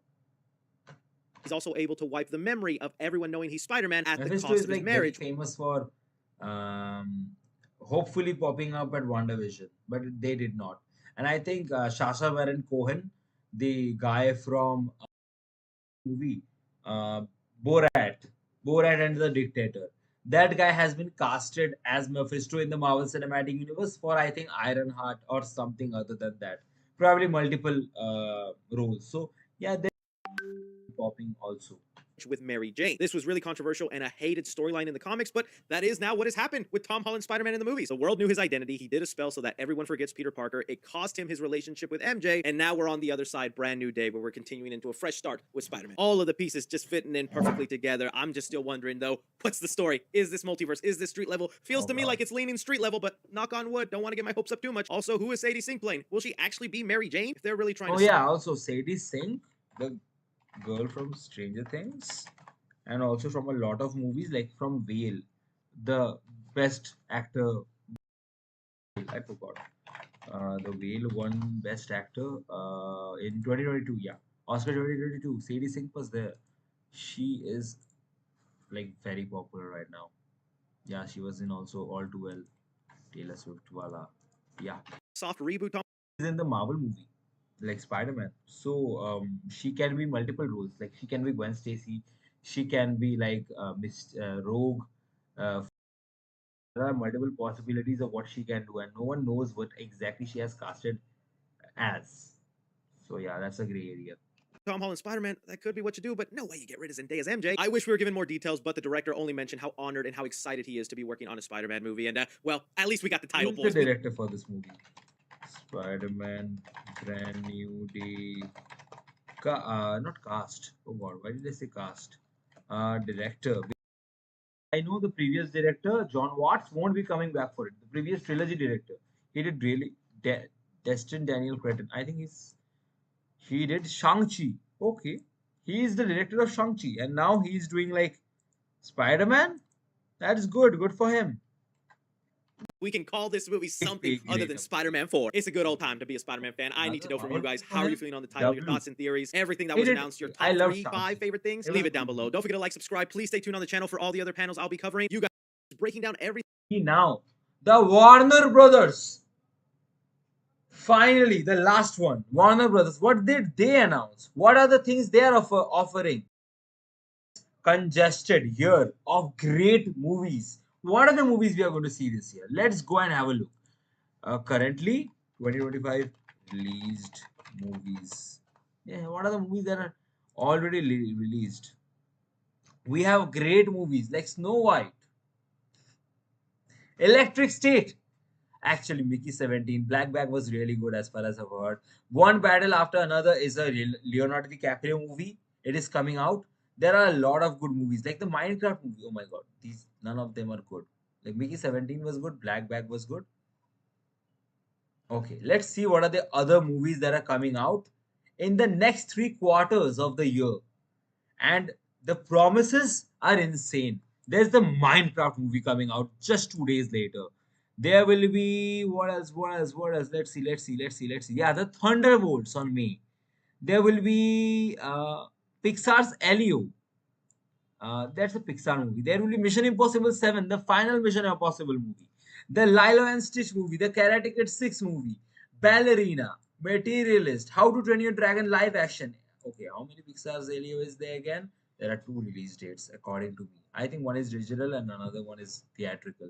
So if I miss the theatrical, the live action Moana movie, this Squid Games 2 or 3? I think 3. Oh, that's Squid Games 2 second volume, whatever. So it's going to be Squid Game, whatever. Moana live action, the Formula One movie by Brad Pitt. There will be Jurassic World. There will be Fantastic Four. There will be Superman. There will be Freaky of Friday, the second installation to the Nobody franchise. Clayface. Um, Damn, there are a lot of Michael. The Michael Jackson movie might be postponed. Last time we checked. Wicked sequel. Now You See Me. Third movie. Good Fortune. Tron sequel. Oh my god, there are so many movies. Wicked, we already did. Wicked for Good, right? Oh my god, there's 2 Wickeds. I think this one is the old one. And we end the movie with Avatar and Anaconda. Oh my god, the Squid Games 3. What is then Squid Games? Why was there Squid Games twice? Why is there 2? I think this is wrong. There's also 28 years later that is coming out. Good movies are coming out. What are the other movies that are coming out? A lot of movies can. Everything Warner Brothers revealed at CinemaCon, descriptions of the trailer footage, upcoming movies we didn't know about, and even some attendees being pretty disappointed with the Superman presentation. What? Yeah, I'll be diving into all What? that. Timestamps will be in the Disappointed? Disappointed on my Superman? My Superman! Oh my god. That description is if you so want to stick sad. around. And don't forget to check out the playlist for all the other studio presentations. We still got Paramount, Universal, and Disney as the big ones, so be sure you're subscribed to the channel for those updates. And well, right Paramount will show Mission Impossible. That's it. I don't know what else they will show. before we begin talking about the things Warner Brothers revealed during their cinematic I need a very long time. Please don't let that happen. Yeah, But okay, it's kicking things off with the Warner Brothers panel, they started off with talking about the new Paul Thomas Anderson movie, One Battle After Another. This stars Leonardo Yeah. DiCaprio. The trailer recently released online. Man, I do like I love DiCaprio's movies. Every time he does a role, it's completely different than the one he did previous. And I'm excited. It's another DiCaprio movie, One Battle After Thomas Another. Anderson's work, and I will watch Paul anything Thomas Leonardo Anderson is a reclaimed director. This would be a good movie. A cinema, if you will. But DiCaprio I'm not sure about the box office earnings. That might not be as overwhelming as a lot of people might think. I was in, but admittedly, this trailer was a little weird for me. I'm still gonna go in with an open mind. Attendees just got to see an extended clip of the payphone scene with Leonardo DiCaprio, where he's trying to figure out a password, but he can't quite remember the passphrase. People seem to enjoy it, and like I said, I'm gonna be there. Next up, they moved on to the Maggie Gyllenhaal and Christian Bale movie entitled The Bride. The movie is described to The be an almost Bride. Bonnie and Clyde adventure with Frankenstein and the Bride, with the relationship they have in the movie being a punk monstrous love story in a classic cinematic way that respected these characters. I saw more than a few people who were at CinemaCon that kind of described the Frankenstein and Bride in this movie to be a lot like Jared Leto's Joker and Margot Robbie's Harley Quinn. So if you were a fan of that kind of love relationship, get ready for Oh a my movie like god, no! The worst Joker with the worst movie that Margaret Robbie ever did. Ever. The Suicide. The horrible movie. The worst movie I've ever watched. Morbius is better than Suicide Squad. Oh my god. that with Frankenstein and the Bride. I'm gonna check it out. I like Universal Monsters. From there, they only I won't. talked for a moment I about The won't watch Conjuring that. 4, entitled The Conjuring Last Rites. They did confirm it is going to be the final Conjuring movie for Ed and Lorraine Warren, although I'm sure the universe will Okay. still continue on with many spin-offs. This is still set to be the last one. They still have not revealed the plot, but there was a recent scooper who said this would be the plot. The Warrens confront again a demon from their first case in their youth. Oh my So god. The intense they movie does fled. not Now end. it's back with the Smurls family and trying to reach Warren's daughter Judy with real danger and brutal violence, said to be one of the best ones. And I have heard that from other people saying that this is actually turning out to be very solid. I hope so, because that last Conjuring movie was just not memorable. Not that it was terrible, but it just wasn't memorable. Then they moved on to Final Destination Bloodlines, where people got to Oh see my a god. clip So of many the horror movie. The movies footage this followed year. two brothers who are trying to figure out how they can cheat death and survive knowing that death is after them. And apparently in the clip, they talk about maybe killing a baby. They obviously don't do that, but then they talk What? about, well, I'm allergic to peanuts, so what if I take a peanut, die, let my heart flatline, and then you bring me back to life? And it looks like they try going through with that, and things end up super bloody. It involves a wheelchair, candy, an MRI machine. People who saw the footage said it's just as gory as you would expect from Final Destination. And as a fan, I like that characters are trying to figure out how to cheat death. That's always the funnest part of these movies. Next up, they had snippets of footage to show for Mortal Kombat 2, where an attendee None of these movies are compelling to me. Warner Brothers somehow manages to do worse than Lionsgate, who just did a lot of John Wick movies. Which none of these movies sound compelling. The first Mortal Kombat movie was fine. I did not expect them to make a sequel because the first Mortal Kombat movie did not even do good financially. It was break even. The fact that they're doing another one of the same is outstanding. It's deeply, deeply sad for them because, or else they would have to, like, sell companies away. David Zaslav, CEO of Warner Brothers, is reportedly shifting the studio's focus towards big intellectual properties like DC, like whatever Conjuring and stuff they have. And making a lot of these is actually harming the intellectual properties itself. Yeah, DC, let DC be DC. It's a comic book franchise. They have sworn an oath that they would milk out content as much as they can. But it's unfortunate, man. Warner Brothers is not making good movies. witnessing it said this. The sizzle reel introduced some of the main characters from the sequel, Yeah, including some of them are outstanding. HBO is outstanding. HBO keeps on making good things. And some of the other things that Warner Brothers makes is amazing. But none of the is compelling. And looking at what Warner Brothers is right now financially, they really need some good W's, and they lack a lot of them. They need good things, and none of them might be like if Disney did it, it's fine. Disney is doing good. Disney is well off, but Warner Brothers does not have an opportunity to spare their life like this, one after the other with bad movies back to back, which won't earn anything in box office. Carl Urban, who takes on the role of Johnny Cage. In one scene, Urban stands out by energetically saying, "I'm Johnny Cage. It's showtime." The iconic line brought a good dose of action and charisma, making it clear that the adaptation will maintain the essence of the character that fans love so much. After that, the boss in New Line said that audiences can expect incredible fights, epic battles, and some fatalities. I know people weren't the biggest fans of that last Mortal Kombat movie, but I really do feel like they're stepping up their game for the second one, and I cannot wait to see how much better it is than the last movie. Next up, people were then showed Zach Kreger's next movie. This is the director of Barbarian. It's called Weapons, starring Josh Brolin and Julia Gardner, and the trailer showed off the premise of the movie, which is a bunch of students in school one day go home, then at 2:17 a.m. at night, they all get up from their beds, walk into the forest, disappear, an entire classroom just vanishes and doesn't show up to school the next day. Then when the parents and teachers start to look for these That's an individual story called Weapons. That sounds interesting. That's kids, a good they premise. find them and they are all possessed. Movie is supposed to get bloody and freaky from there. I was a pretty big fan of Barbarian. I hope this ends up delivering because that's a pretty interesting premise. After that, Warner Brothers then showcased their upcoming movie F1 starring Brad Pitt, directed by Joseph Isn't that an Apple TV Plus movie? Isn't that exclusively Apple TV Plus? Kaczynski, who brought us Top Gun Maverick. There's been a lot of buzz surrounding this movie that it is the next summer blockbuster event film, and Warner Brothers was so confident they showed the first 10 minutes of this movie to audiences. Holy People who heck. did see the movie said that they were very impressed. It seems like another high-octane thrilling movie in the same vein of Top Gun Maverick. I think I don't need to describe 10 minutes of a race car movie, but I am I starting to would get pretty love to interested see this movie once it's out in Apple TV Plus. in this movie. It does look really good. The from all the trailers actual home to the story. footage we've seen. Once that was done, Warner Brothers then moved on to a section talking about their upcoming animated movies through WB Animation. This was a nice part of the CinemaCon panel because lately Warner Brothers has just shown that they don't seem to care that much about animation, but they promise that they will be making some movies based on IP and original properties. Some of the movies they only slightly talked about or showcased footage during a sizzle reel were things like Meet the Flintstones, which is said to be a super colorful and vibrant movie. I remember watching some Flintstones as a kid, so I'm kind of excited to see them try to bring them back into modern day. They confirmed a Tom and Jerry movie is in the works. I just really hope it's better than the No. last Tom and Jerry movie. Dr. Seuss's Oh, the The Places last You'll Tom and Go. Jerry movie was okay. It was Tom and Jerry. I mean, fine. But you can make good stories, man. Look at Universal. Look at this. They are making amazing. They're doing amazing storytelling with animation. Look at Sony. Sony is the worst out of all of the six ones, financially speaking. Like no, Paramount is worse than Sony financially. Sony is doing good now, but still, oh my God, Warner Brothers. Is also getting a movie that's in the works. And to my very big surprise, they did have a logo for Looney Tunes saying that they are working on a Looney Tunes animated movie. Boy, is WB one of the most ironic, weirdest companies out there. You not only sell one, but two of your Looney Tune movies. You also then wipe the Looney Tunes library from your streaming service, and then you get on stage and go, Looney Tunes movie coming your way.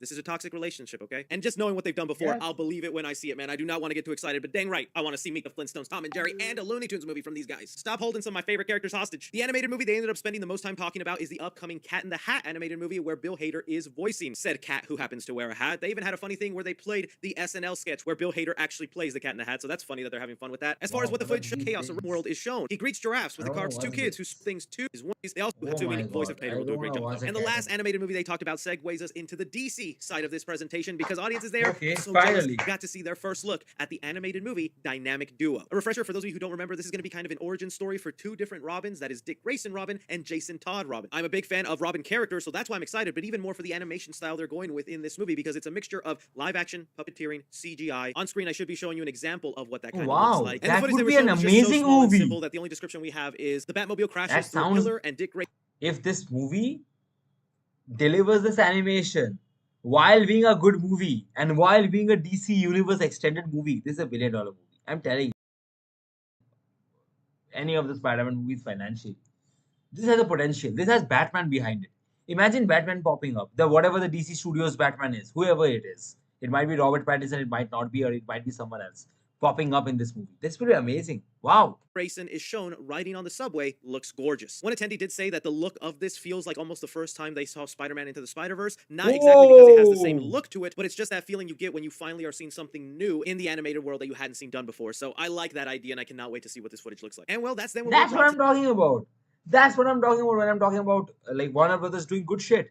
the Superman portion of this DC panel. And guys, I was kind of surprised at some of the reactions at this panel. So this is where James Gunn, David Cornsweet, Rachel Brosnahan, and Nicholas Hoult all got on stage to kind of talk and showcase about Superman. They kind of kicked things off by showing a little behind the scenes that just featured snippets of footage of characters like Hawkgirl, a scene involving Metamorpho, other little things that we've seen in the trailer, and it's just the cast kind of talking about their excitement and the fun that they've had working on the movie. Rachel Bronson was even quoted with saying, "In James Gunn we trust." So that was simple little footage. They came out, and then the next 30 minutes were apparently the most awkward thing of the entire presentation. Now again, I want to keep you in mind the way these CinemaCon panels work and are going is that they only usually dedicate 5 to 10 minutes max on a certain movie unless they're showing you extended footage that is much longer, like the F1 movie ended up showing people 10 minutes of that film. Well, for some reason during the Superman panel, James Gunn and the stars of Superman were just kind of on stage, casually talking and just saying a bunch of things that we've kind of already known about Superman. There's not a lot of new things in there. We had one person say, shouldn't be this boring and awkward during the Superman part of this panel. Another person said, the Superman presentation so far is more tedious than inspiring. Feels like watching press notes being read in real time. I appreciate the enthusiasm, but I'm gonna need to see some footage. Another person said, the entire 30-minute talk before this clip was so,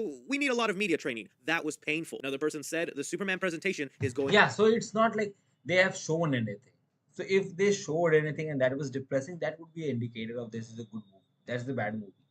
Yeah, it's in no way it's they have really high hopes for Superman. On way too long. And there are actually plenty more of audience members that were reciting that. And I don't bring that up to stir drama or to hate on this movie. You guys know, very excited for this Superman movie, but it does bring up the point, what is going on with the marketing of this movie? Why are they still holding back on some stuff? I would at least think the attendees there would get a brand new trailer or something, but instead it was 30 minutes of them talking about things we had already known. It's out July. It's out April, May, June, July. It's 4 months away and they have not hammered down the production, the marketing yet.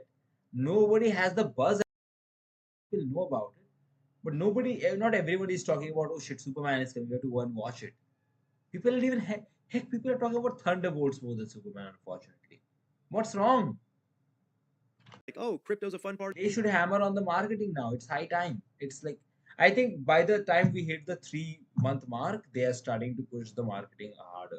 The movie. James Gunn saying this was a lot of pressure. I hope it works out. At one point, James Gunn even accidentally called it Comic-Con instead of CinemaCon. I am going to get to reading the description of the Superman footage, but I do think it was weird they didn't talk about any other DC movies. James did say that there was going to be a surprise during the panel, but I guess maybe that was them just showing them the footage of Dynamic Duo, because they really only talked about 2 DC movies, Superman and Dynamic Duo, and the presentation was over. I'm not going to get worried yet, but man, this is a little weird. But as far as the footage that got shown that you'll probably actually be able to see this weekend, because they did confirm if you buy a ticket to go see the Minecraft movie, you will get a 5-minute preview of Superman, and I'm assuming it's this scene. The description of the footage goes, the footage starts similarly to the first trailer, with Superman crashing into the Arctic, injured and whistling to summon Crypto, who arrives in a big snowy fluff. Crypto playfully jumps on Superman, he grunts in pain, take me home, he commands. Holding onto his cape, Crypto comedically drags Superman around the tundra as a crystal structure grows in the distance, creates 2 doors that glow with Superman's logo. It's the Fortress of Solitude. Automatons, robots, greet Superman and pick him up to place him in a healing chamber powered by the sun. He tries to thank the automatons, but they stress they do not have sentience. The clip transitions into the main Superman trailer, but ends with Superman leaving the Fortress of Solitude, almost leaving Crypto behind before his pet whimpers. He allows Crypto to tag along as he playfully charges and bites at Superman's shoes as the clip ends. Okay, that actually sounds pretty neat and dandy. I can kind of picture it in my mind. Feels very comic booky, and that is kind of the one thing James Gunn did reveal during the 30-minute talk, is that he's leaning much more into this movie feeling like the cartoon show than any other adaptation of Superman. And yeah, just hearing that, like Superman's robots in the Fortress of Solitude go to heal him by hitting him with rays from the sun to help him, that sounds fun. I am worried about how much they're leaning onto Crypto. I love Crypto and I'm happy he's in the movie, but I also don't want Crypto overused. I still kind of want to keep that at bay and make this a Superman movie, you know? But after that, the panel was over and we got nothing else. I'm surprised they didn't talk about the Batman, they didn't talk about Clayface, they didn't talk about Sergeant Rock. Like,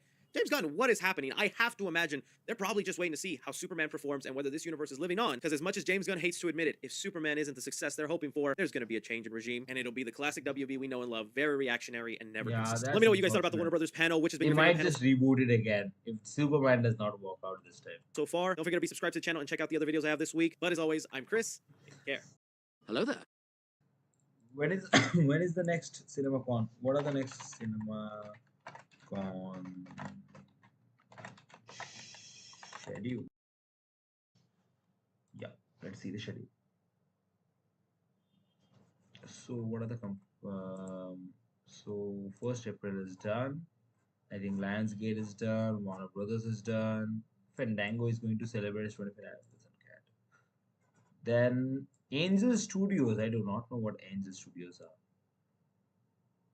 Okay, they are going to have a segment. What is Angel Studios? I do not know about. Have anyone seen anything from Angel Studios?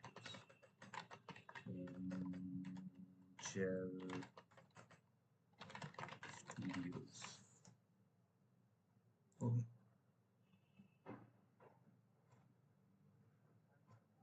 I do not know what Angel Studios.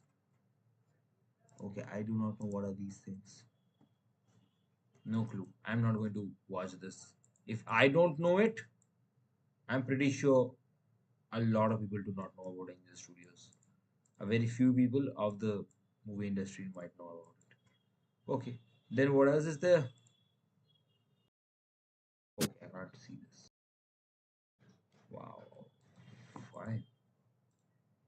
God, I lost it. I lost it already. Okay. Then the Universal Studios is tomorrow.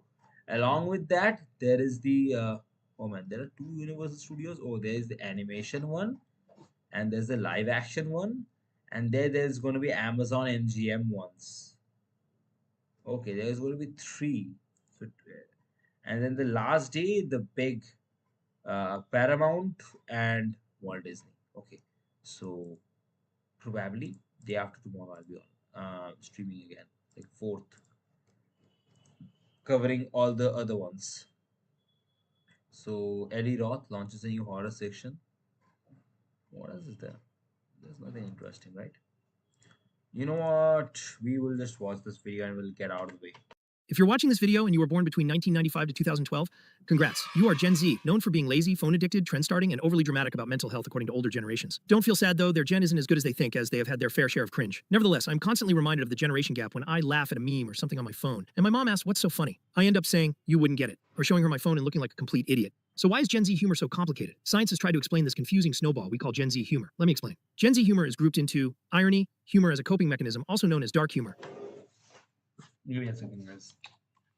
memes, absurdity, and insider joke phenomenon. This is where it gets confusing. Irony is divided into sarcasm, meta-irony, and post-irony. Sarcasm is the easiest to identify and is used by everyone. Post-irony, in a nutshell, is returning to sincerity from sarcasm. It's basically an Uno reverse card that makes your sarcastic statement genuine. For example, if your friend who makes crazy jokes sarcastically like, ah yes, anybody who doesn't subscribe should be jailed, starts holding sincere opinions that are crazy in nature, his jokes would no longer be perceived sarcastically, but seriously. In this way, you are misled through a layer of irony when, in reality, he was being sincere the whole time. But all this can't be compared to meta-irony, which is when different forms of irony get layered on top of each other. The line between sincerity and irony becomes blurred, making it hard to tell if the speaker is serious or sarcastic. Here's a simple example. Person A makes a cheesy pun. I'm reading a book on anti-gravity. It's impossible to put down. Person B laughs and says, what? It's not like I found it funny or anything like that. That, my friends, is meta-irony. Since person B laughed genuinely instead of sarcastically, it hides his true intent. This ironic and contradictory response leaves it unclear who person B is mocking. His own reaction, person A, the pun, or nothing at all. Due to multiple layers of irony, it becomes impossible to tell. We have all been scrolling the internet and come across a meme that talks about a serious issue, but since it has a joke or two, we all squeal like little girls. That is humor as a coping mechanism, also known as dark humor. Jokes about mental health, climate change, or dad going to buy milk, humor has always been a way to deal with stress. And this isn't different for Gen Z. We joke about misfortune like any conversation mainly because of the sheer amount of doomsday messages we see every day, and it is relieving to find laughter in the midst of a burning world. I think we all know what a meme is. If you don't, you probably need to be checked. So I feel there isn't any point in explaining them, right? But for the people who don't know what memes are, they're basically the language and currency of the internet. Memes are an irreplaceable part of Gen Z humor that has successfully infiltrated every corner of the internet, Oh further my blurring God. the line between humor and reality. Absurdity is what makes humor Gen Z humor. You can't have one without the other, yin and yang. Of course, not all jokes are quirky, but a level of randomness is what makes a good joke or meme. The more absurd the outcome, the funnier it becomes. We love the absurd and random content don't more agree because of with the this. thousands of straightforward jokes and likes, comments, and don't agree. subscribes, but it would be great if you didn't do all that. The nature of war is We would watch the other ones later. There's a lot of videos we covered, a lot of things we covered, and I really liked my stream today. Bye. That would be the end of today's video. I hope you had a good time. I hope you enjoyed the stream. I'll be back talking more about CinemaCon and other stuff. And till then, bye.